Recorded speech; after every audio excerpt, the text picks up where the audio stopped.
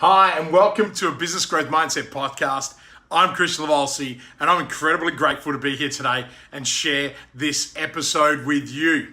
Today's episode is special, and it's special because I'm sharing with you the exclusive panel discussion that we held at the National Wine Centre for my book celebration.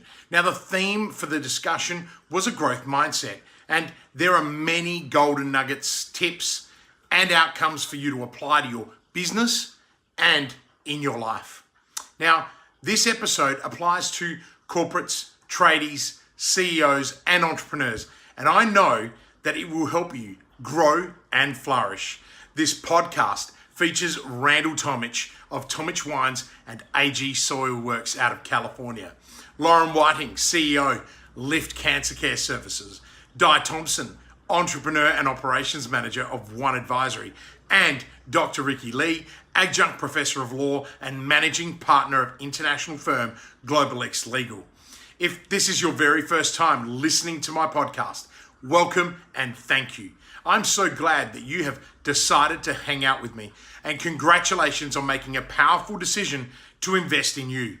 Please make sure that you subscribe by clicking the subscribe button so you don't miss future episodes, and enjoy.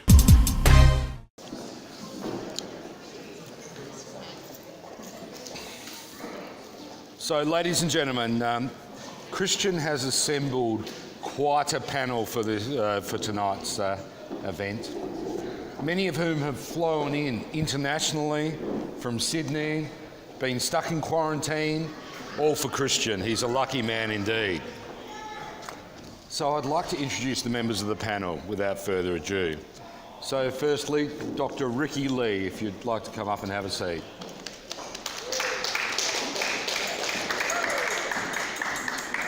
So Dr. Lee is one of the founding partners of Globalex, Tax and Legal, an international law firm specialising in international transactions, business structures and commercial disputes. With offices in over 7 countries, a handy man to have on your team.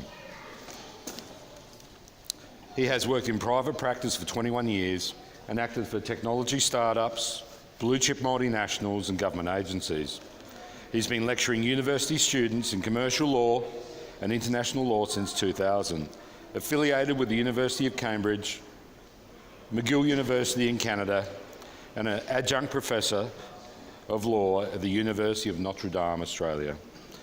He's a published author himself with 3 books and over 100 book chapters, journal articles and conference papers to his name. So please put your hands together with a warm welcome for Dr. Ricky Lee.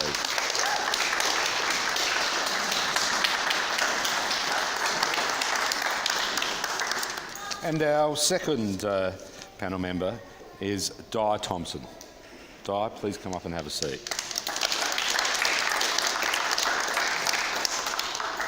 A serial entrepreneur for over 40 years, owner and business coach and a consultant. Previously, Managing Director of South Australian technology company turning over $12 million and General Manager of the Adelaide Hills magazine, something which is very close to my heart. Currently, she is Operation Manager of a boutique accounting and advisory firm, One Advisory. One Advisory is specialist in compliance, advising businesses for growth and sustainability. Di loves business and her role provides her input for that. Welcome, Di.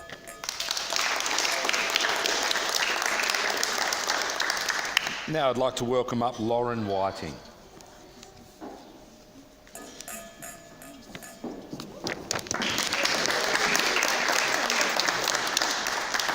So Lauren's the co-founder and CEO of Lift Cancer Care Services, a private day hospital that specialises in cancer-related support services.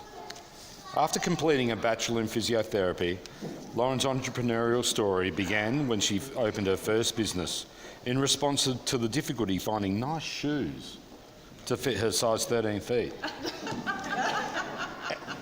And they are nice shoes. In 2007, she booked a ticket to the Milan shoe show. And if anyone's ever been to a shoe show, it's a big day out. And this led her to taking a short course in importing shoes and entrepreneurship. And in 2007, she opened her specialist shoe store. 7 years and 3 children later, Lauren closed the shop with a focus on a growing family and to continue her physiotherapy career. In 2016, she began a Masters of Applied Innovation and Entrepreneurship at the Adelaide University. During the study, Lauren started developing the concept for Lift as she identified a gap in the service delivery for cancer patients. Through her physiotherapy work as well as a personal experience, supporting close friends with breast cancer. In 2018, Lift opened at the Tennyson Centre in Corolta Park with 4 staff and no patients. Today, Lift has grown to more than 20 staff and sees in excess of 150 patients a week, with services including exercise medicine, physiotherapy, speech therapy, clinical psychology, diatritics, and lymphedema services. And just this week has started offering services at the second site of Windsor Gardens. Congratulations and welcome to the panel.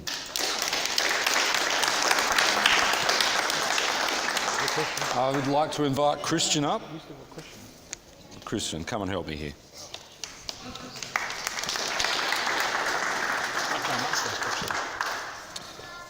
Okay, so now let's have a bit of fun.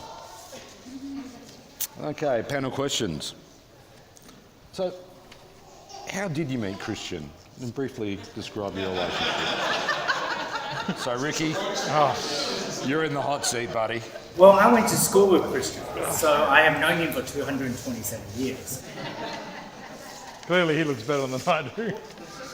Well, what I remember most about Kristian is from school is that he can always be counted on for a laugh, he can always be counted on for a bit of fun, and he can always be counted on to talk in a conversation for about 16 hours non-stop. But over the years since school, I have known Kristian to be hardworking, certainly entrepreneurial, and nothing ever gets him down. No matter whatever obstacle he runs into, he either jumps over it or walks around it. So all the success that he has achieved to date, he will be the first to tell you that he learns it from both his experiences of success and the experiences of failure.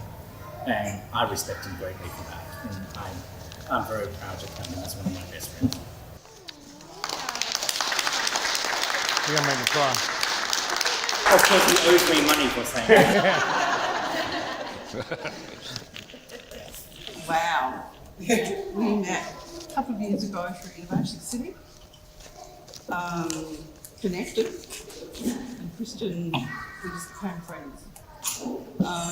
Very similar thinking in relation to business. I love the way that he looks outside the square all the time, which is a bit innovative these days because a lot of people don't do that. So it's been an experience, it's been a great experience, and when he told me he was actually writing a book, I was very excited. So I booked online and bought some books before they were published and given to friends and staff, and absolutely fantastic. So thank you for being your friend. Oh, thank you, guys.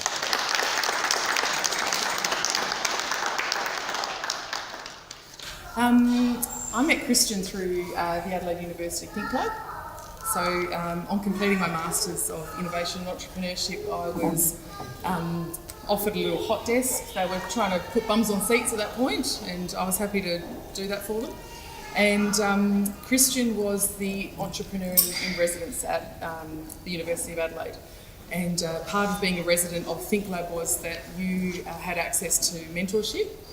And my concept for Lift was a little further progressed at that point than some of the other startups. And the people that were managing the Think Lab at the time told me that I probably didn't need to have a meeting with Kristian because things were well on their way. I took it upon myself to knock on his door in between his other client meetings just to say hi to him and give him a brief overview of what I was up to. And he said to me, you look like things are going okay, and we probably don't need to catch up. He said, but when things get a little bit tougher, I'm a good problem solver, and things inevitably did get tougher. in that sort of early startup phase, and Kristian and I forged a relationship from there. That was really, really useful in getting over some speed bumps, which were quite significant in the early days. And then more recently, in the last 12 months, Kristian's been brought on as part of our advisory board, and he works with Lift and provides really good balance and support for myself. And so yeah, I'm one of his clients at the moment. Fantastic. So, Lauren, you're sporting a copy of Kristian's book there, and Yes, I am. and I know it's a signed edition as well, you know, a limited number. It'll be worth a lot of money one day. Yes, it will. So, what did you like the most about the book? Well, actually, on the way over here today, got out my pink highlighter. I suppose the benefit that I've gotten, and potentially the unique perspective, is that I'm still working with Kristian. You know, we talk every day. So Kristian is, like I said, he's on our advisory board, but he also provides a really important mentoring role for myself as the CEO of Lift. Chapter 2 talks a lot about leadership, and leadership has been something that Kristian and I have talked a lot about recently in the context of Lift. So as a growing business, Kristian has been really assisting me for myself to step away from the business a little bit, out of that management role, and sort of consider what being a leader looks like.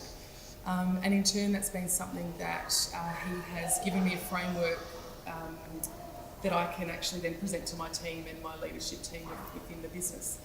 And you know, the transformation that has amounted to over the last couple of months has been really significant. So the chapter on leadership was something that I really enjoyed for that reason. And the other chapter 7, which is talking about, you know, vision and purpose and sharing a vision with the team, is the other thing that, and it sort of links into the leadership business that we've been working in. But chapter 7 really talks about the fact that, you know, if you want to be a leader and you want to inspire people, you need to be able to communicate very simply, you know, how your team can follow you. And, you know, in doing that, being able to present a really clear vision and create a really fantastic culture. And that's something that we are collectively, Kristian and I and our other board member, really, really proud of, because the culture at Lift has absolutely transformed since we turned our attention to that. So, just off the top of my head, chapter 2 and chapter 7. Great read.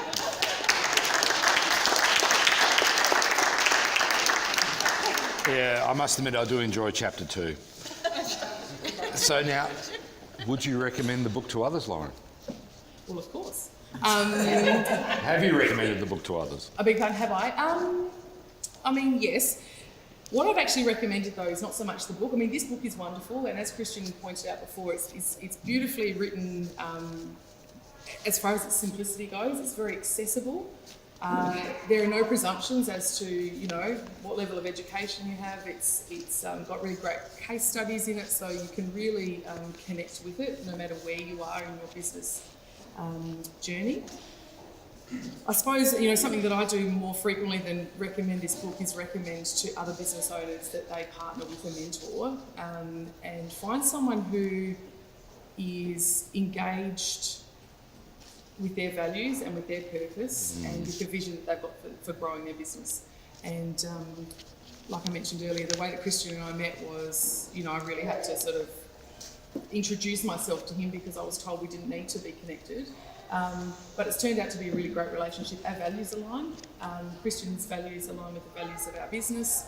And yeah, I mean, yes, the book is great and it's a really good starting point. But like I said, whether it's Kristian or someone else, the value that I've enjoyed from having a mentor has been much more than what I've read in here. And that's not to diminish how excellent this book is. Thank you. So,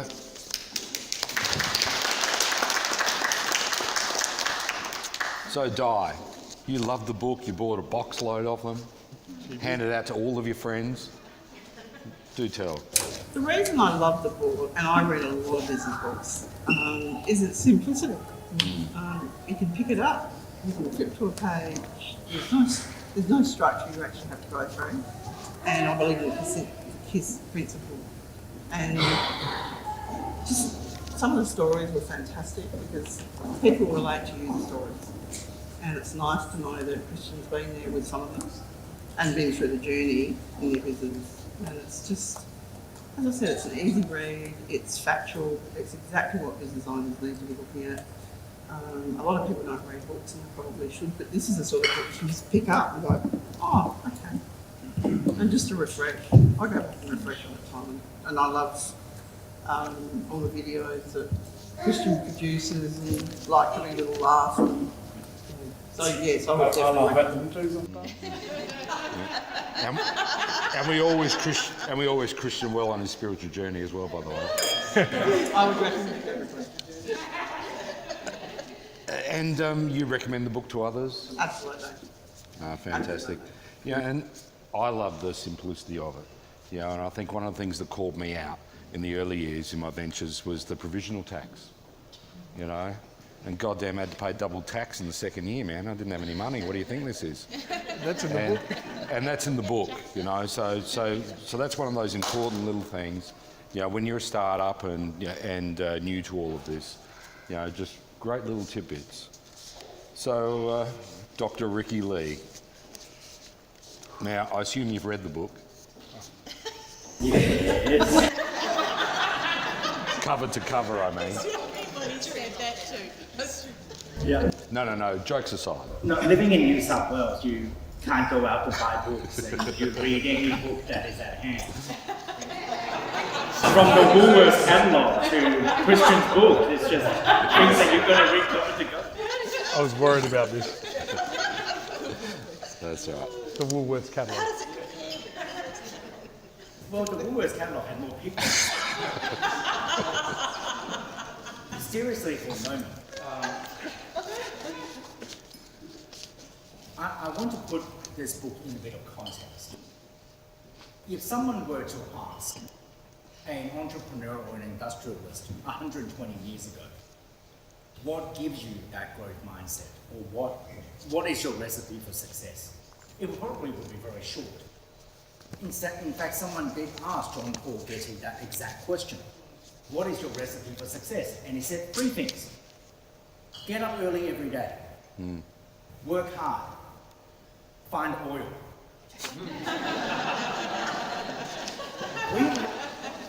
120 years later, we live at a time where oil is hard to find without fracking, and most of us don't do that in our backyards. There are far more startups nowadays than there has ever been in history. And we, in Australia, we certainly rank quite highly in terms of the number of startups. Not like Israel, where every single person owns a startup. But when you look at the developed world, or even from the developing world, startup is the thing. They're prolific, there are business ideas that are being nurtured. Venture capital is, for good ideas, easily available. Hot. But what venture capitalist equity funds look for these days, out of all startups, considering how many they are, is not the business idea themselves. It's the people. It's very true. It's the leaders that take it there.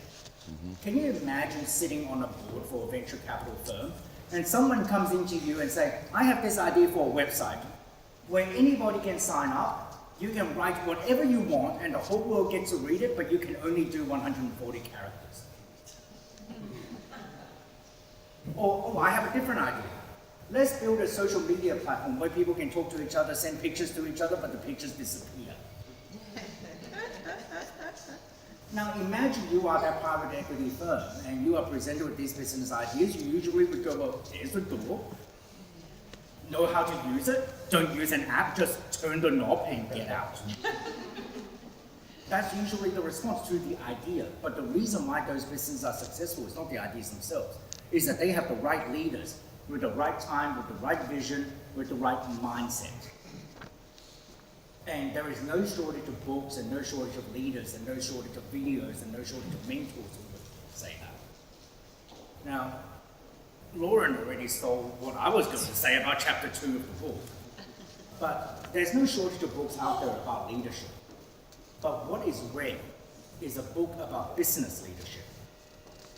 A book about leadership going from the very basics of thinking to grow into the mindset of being a business leader. And that's what Kristian's book does. Maybe only chapter 2, but that's what a book does.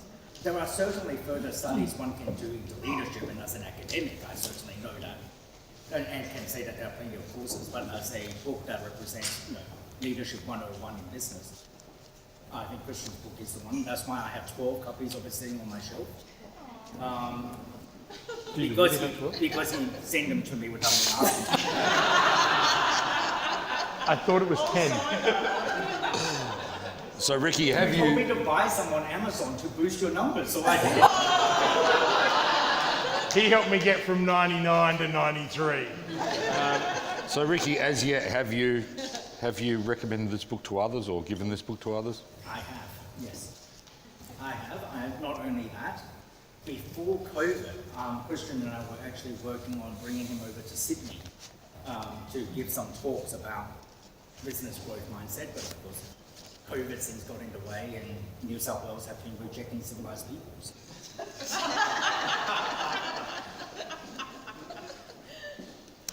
So, ladies and gentlemen, I think, as I look around the room, hear the stories tonight, I think there's one characteristic that resounds, and that's relationships.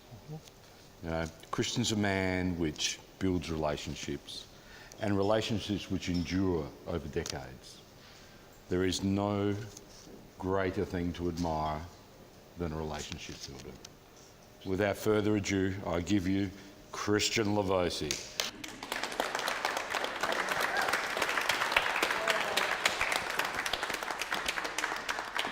Now, surprisingly, we're not doing too bad for time, and I love the fact that the staff are coming around to top up your glasses.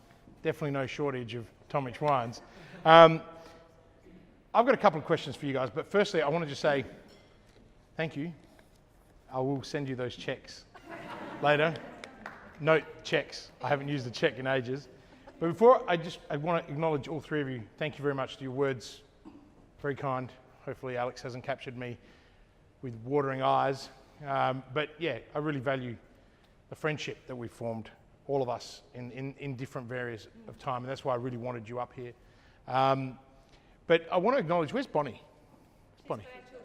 Oh, I was waiting for this moment. But Bonnie is my 2IC. She can drive me crazy, and she can make me the happiest person in the world. Where is she? But more importantly, she's the engine room that allows me to do the things that I do, and she collects all the money too, so it's really helpful. Graham Burfield, that's here. I want to acknowledge Graham for helping me write parts of the last 3 chapters on finance, so thank you. I like to always acknowledge everyone in the room. You're all important, but I just want to make sure that I acknowledge Graham. I've got a few questions, and I think we're all going to be really interested to find out about these.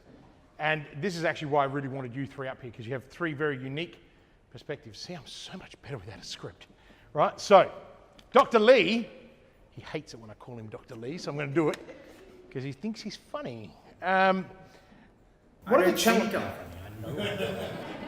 Hey, seriously, what do you think? So you get to work with some amazing people across the whole world as an international lawyer, and also with your work in the space industry. What are some of the challenges, right, that you see CEOs and leaders all around the world facing right now? And what is the biggest challenge they're going to face next year? And I'm going to ask you both that question. That's relative to you should have plenty of them. What do you think? I think what I see most in startups, particularly in aerospace, which I do quite a bit of my work in, is that they buy too much of their own hype. And particularly in the space industry, where they think that because it's in space, it's sexy, people get mesmerized by what it can do. And they think that by being magical and in space, they can overlook things like supply, demand, and leadership. And all 3 of which they usually lack. So what I often find happens is that those who succeed in startup are those who are willing to take advice those who are willing to learn from those who have already treaded down the path that they have that they are about to walk on. People who can also remind them that a lot of what they do and a lot of what they say is hype. They do have to ground themselves in some reality, particularly economic reality. And not being able to do that is, I would say, one of the greatest deficiencies in leadership you can find in business today. If I were to think of clients who failed, or counterparties who have failed in the last 20 odd years that I've been doing my work, a lot of that is because let me put it in this way. I can forgive people who buy their own hype because they have to sell it. That's often what a business entrepreneur needs to do. But at the same time, you need other people around you to give advice to which you are receptive to ground you in reality. Those who are willing to do that and can do that have a good chance of succeeding. There are, of course, other factors that will get in the way, like COVID, GFC, whatever, and supply and demand. But those who can't take advice or won't take advice almost inevitably fail. So in answer to your question, I think it's the ability to, or be receptive to advice, be receptive to mentoring, be receptive to those with experience and guidance, and that's often very like egocentric and hype-driven startup world. Absolutely. Great answer. Great answer. Guy, you got a great cross-section in your role at One Advisory. You get to work with a lot of amazing and not so amazing people depending on where they are, and you had some challenges with clients this year, which has been good for you guys, but not for clients. What is the biggest challenge that you've seen, and what do you think that challenge will be next year? It's interesting because I actually don't think times change, but they don't really. And I think the challenges with leaders and owners of businesses haven't changed in 40 years. I think what tends to happen to people, they think of an idea, don't bother to go out and do any market research, and suddenly start a business and no one wants the product or service. I see that regularly, and I've seen that a lot in the tech space over the last 20 years. I think you cannot ever, and I think this is a downfall of a lot of business owners, they don't seek advice, they don't take it. And I know in all my years in business, I was always told, use advisors, use professionals. And I've done that for the last 40 years. And it's always held me in good stead in business. And yes, it costs, but it actually costs you in a different way if you don't take advice. So exactly what you're saying. But I think people get hyped about business and they forget how tough it is. They forget that, maybe you're working 20 hours a day, you're trying to run a family, you've got other things that you have to look after, and it's not fun sometimes. And then something will happen. It's a bit like, I went through GFC with Glenn Hooper, so that was interesting times. And it was just interesting watching what happened, how people reacted to business in those times. So, yeah, I think it's a matter of listening to people, taking advice. I can't stress that enough. I even have used, I've been using One Advisory as my accountants for 25 years now. I now work for them, but they've been my accountants for 25 years. I use a lawyer when I need use patent attorneys. I've used anyone, even my insurance broker I've had for 25 years because I can trust him. I know he's going to give me the right advice.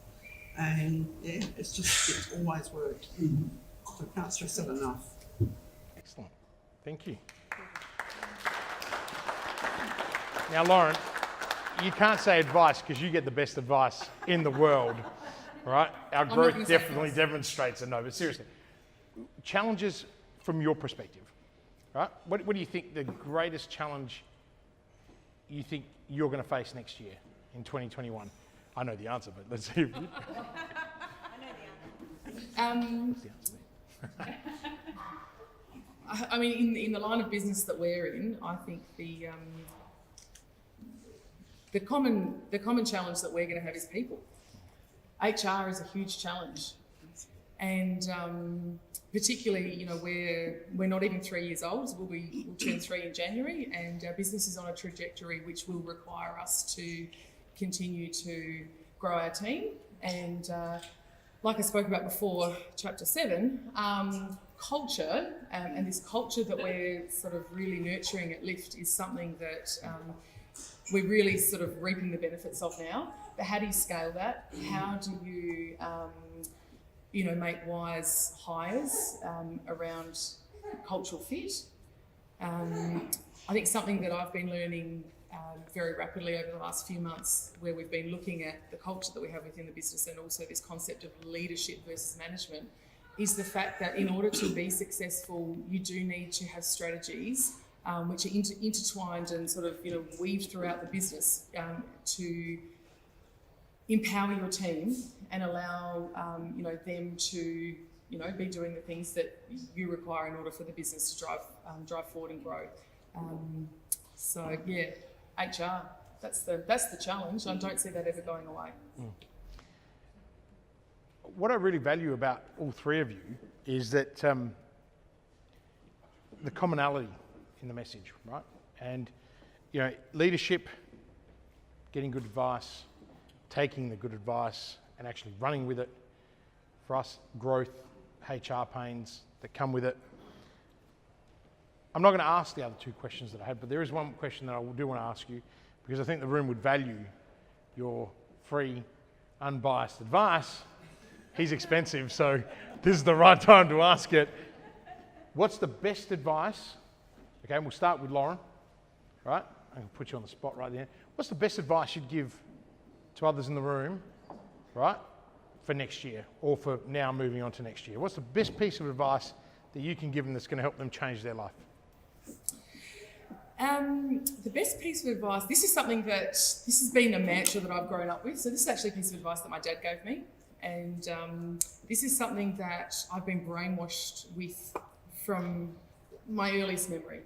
So a lot of my resilience comes through, both of my parents are business owners, and that was the environment that I grew up in.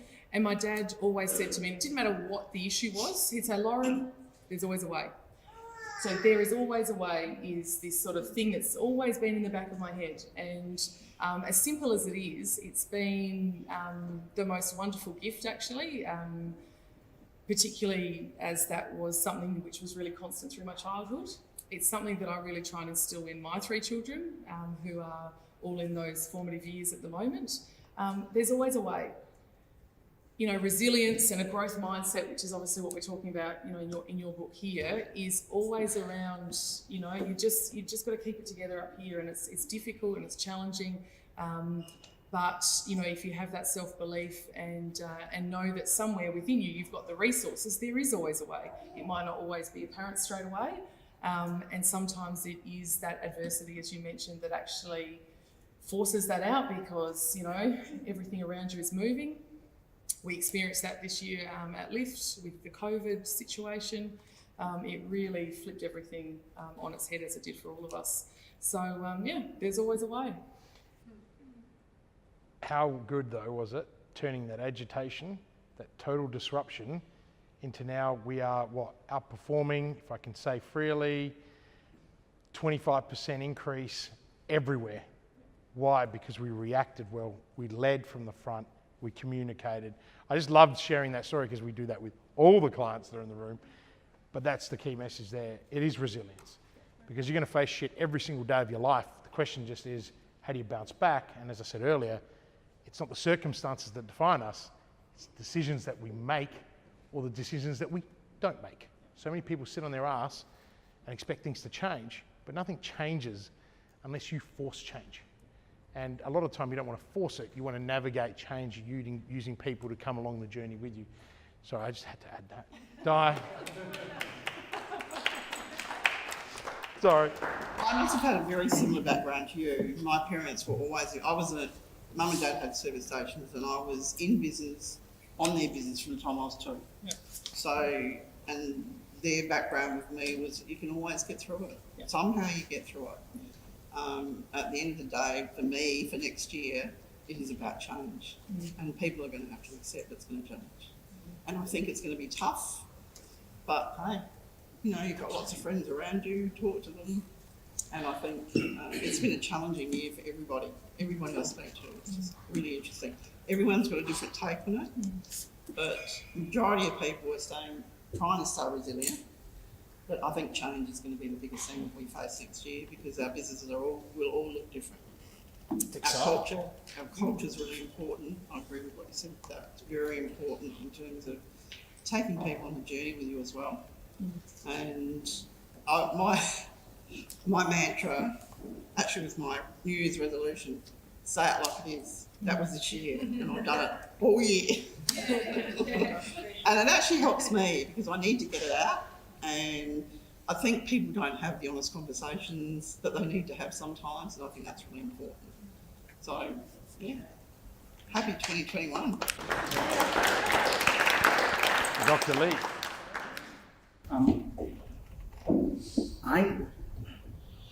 For me, this year is a bit mixed for me and my partners in my firm, because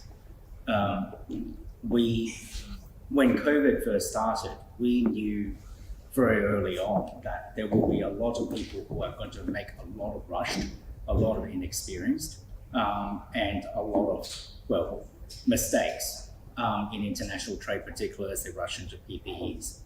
So there is bound to be a lot of disputes work for us to do. There's bound to be a lot of fixing up work for us to do, and we were right. And so financially, we benefited from COVID. I'm not ashamed to say that. But at the same time, emotionally, we suffered greatly from COVID, because as a firm with offices in Europe, where we have had members of our firm become quite sick, we've even lost members of our firm to COVID. It certainly has been difficult. But what we often say to our clients is, even from the times of the GFC to today, is that adversity itself is an opportunity. So resilience is one thing. Capitalizing on the obstacles that are in front of you to find the opportunities that arise is what it distinguishes between a good business to a great business. The story I often tell is a half joke but half serious story, if you'll indulge me for a moment, is there is a hairdresser in a town, and he's the only hairdresser, and he has been accustomed to doing haircuts for $50. And because he has a monopoly, there's no competition. So $50 every haircut, male, female, obviously a lot more, depending on what they want to do with their hair, because otherwise you'll churn out everybody with the same hair, and that obviously doesn't work in any kind of community. But minimum $50 haircut. A new hairdresser comes to town, rents a shop across the street, and puts a sign outside that says, doesn't matter male or female, $15 haircuts. So all the customers ultimately get tempted to go over to the other side. And he saw his business declining. So what does he do? One day he put a sign outside his door, we fix $15 haircuts.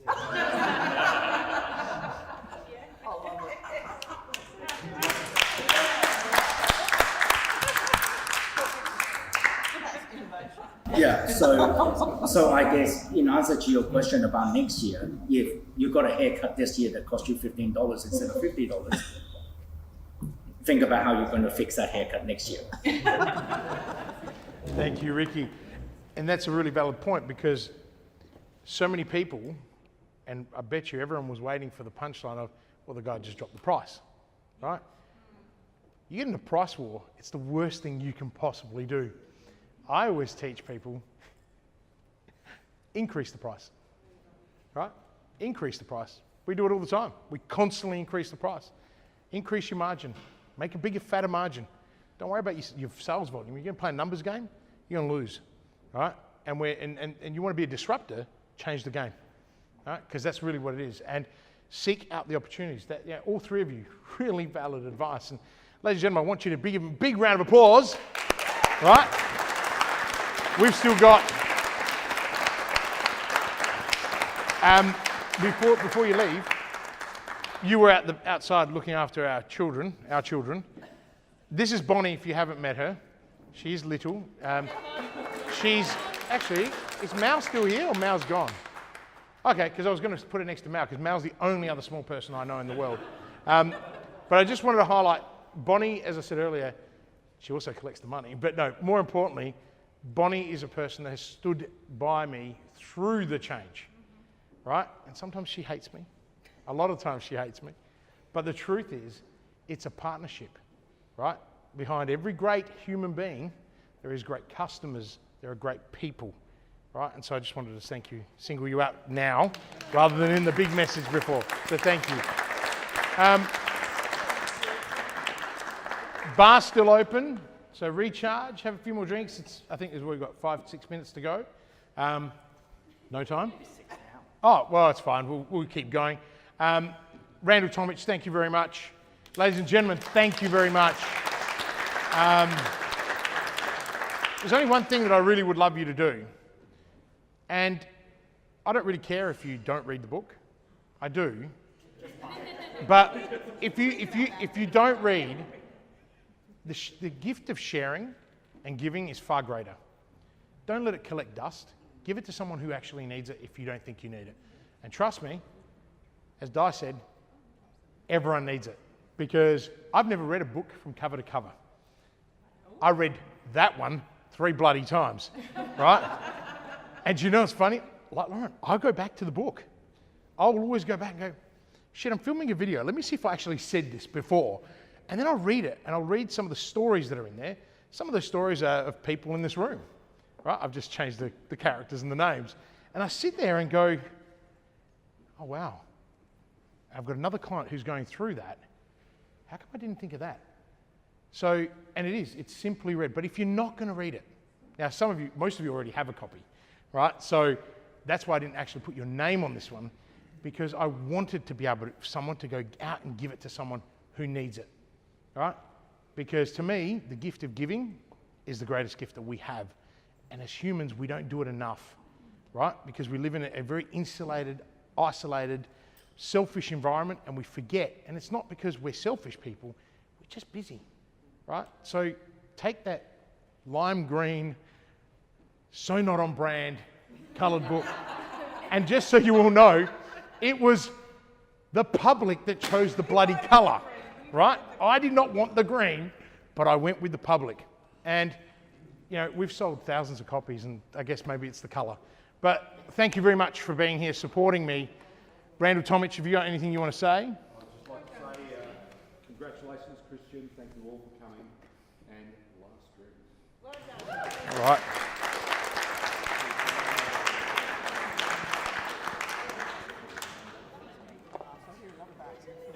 I hope you found the discussion encouraging and that you can use it in your quest to show up, stand up, raise your standards, and step up in life. If you loved today's episode, please take a minute to rate it and provide a review. And while you're there, why not share the episode and tag me in your social platforms and give the gift of knowledge to others. As always, live with purpose.